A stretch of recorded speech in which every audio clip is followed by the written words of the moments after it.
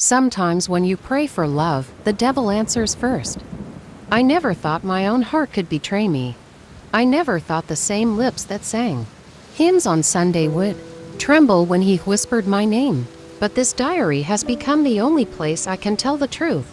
And if anyone ever reads these pages, you'll understand how a church girl like me could fall in love with a killer. Childhood of prayers. I was raised in a house where prayer was not a suggestion, it was survival. My father's voice was thunder in the living room every morning at 5 o'clock a.m., dragging me out of sleep with psalms and declarations. My mother's hymns floated like incense through our tiny house, weaving into the smell of beans boiling on the stove. I was the youngest of 4 children, the only girl, the one they called the chosen one. While my brothers roamed the neighborhood chasing footballs and trouble, I was kept close. My mother would smooth my hair and say, "The devil is after pure girls, so you must stay pure." By the time I was 16, purity was not just a virtue, it was my identity. Church was my stage, prayer my duty, and waiting for the one was my destiny. I told myself that every lonely birthday, every Friday night spent with my Bible instead of with friends, was proof of my faithfulness. But sometimes, when the house was quiet, I would cry. Cry because my prayers for companionship seemed to go unanswered. Cry because I was tired of being holy and invisible. Cry because I wanted someone to look at me, not as the church girl, but as me. The years rolled on, friends married, cousins brought babies to family gatherings, and me, I became the auntie who prayed for everyone else's love stories while mine sat unwritten. "Don't worry, Ruth waited too," my mother would remind me. But Ruth didn't live in my time. Ruth didn't watch couples posting pictures online, hand in hand, smiling in soft sunset filters. Ruth didn't fall asleep with a phone glowing in her face, scrolling through testimonies of women who prayed one night and met their husbands the next. I prayed harder. I fasted longer. I even made lists in my diary. Tall, God-fearing, hard-working, protective, someone who will lead me closer to God. Never once did I write, someone who kills. It was the second night of the 3-day revival. The air was thick with dust and sweat as hundreds crammed into the church hall. Plastic chairs screeched across the cement floor. The choir clapped, tambourines rattled, and the preacher's voice pounded like a hammer against sin. I had been there since morning, fasting, serving water to elders, and arranging hymn books. By the evening session, I was weary but expectant. They said miracles would happen tonight. They said destinies would shift. The lights dimmed as we began to sing, "Holy Spirit, thou art welcome." And that's when I saw him. At the back of the church, leaning against the wall, was a man I had never seen before. He didn't clap. He didn't sing.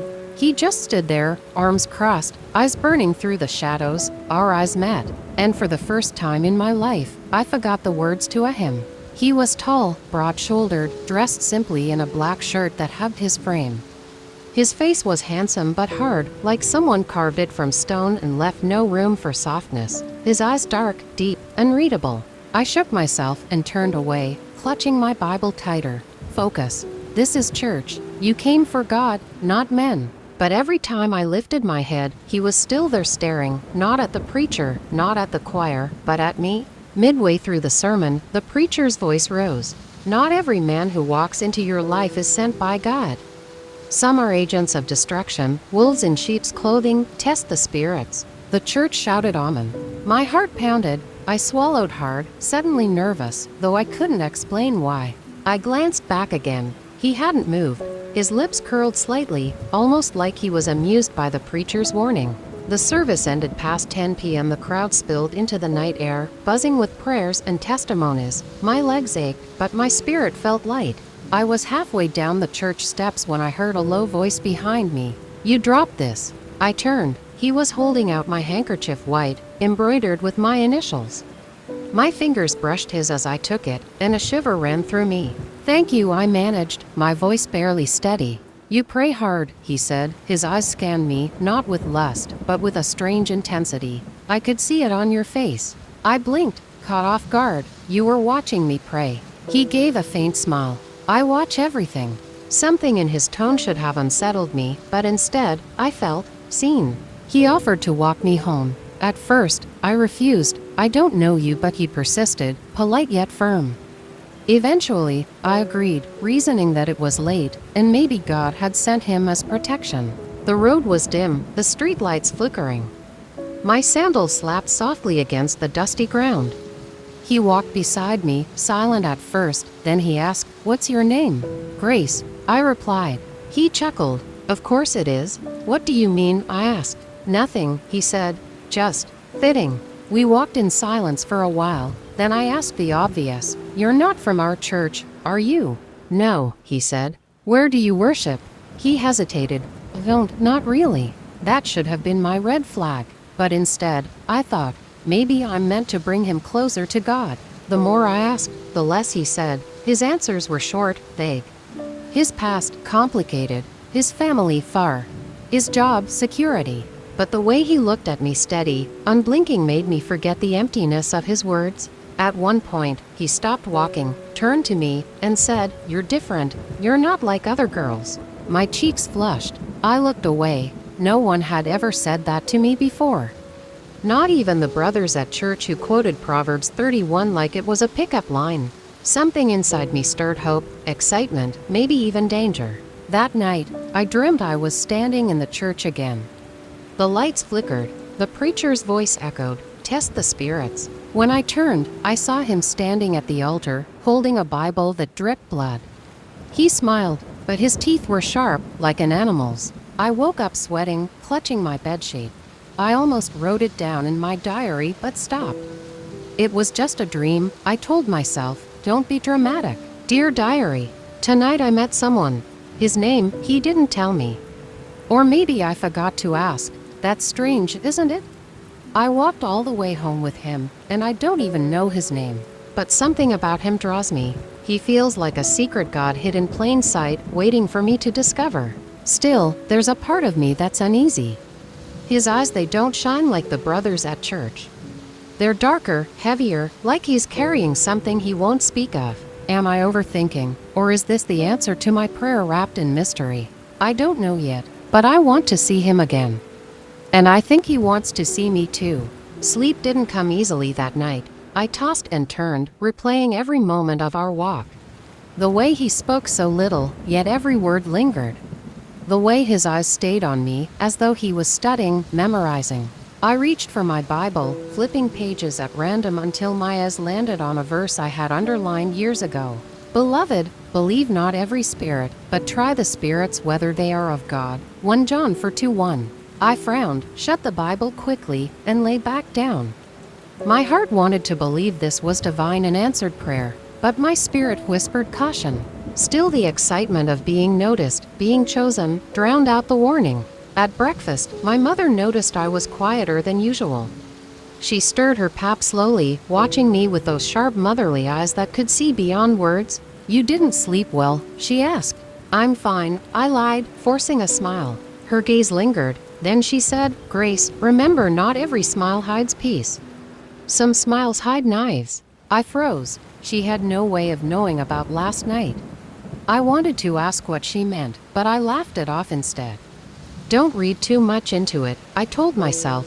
She was only speaking in Proverbs, as always. That evening, I went to the small market near our street. The sun was dipping low, painting the sky in orange and purple.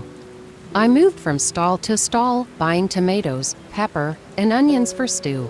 And then I felt it, that prickling awareness, the sense of eyes on me. I turned. There he was, standing near the palm wine cellar, half-shadowed, watching. Not waving, not approaching, just watching. My pulse quickened. Part of me wanted to run. Part of me wanted to walk toward him. Instead, I pretended to continue shopping, though my hands shook as I handed coins to the seller.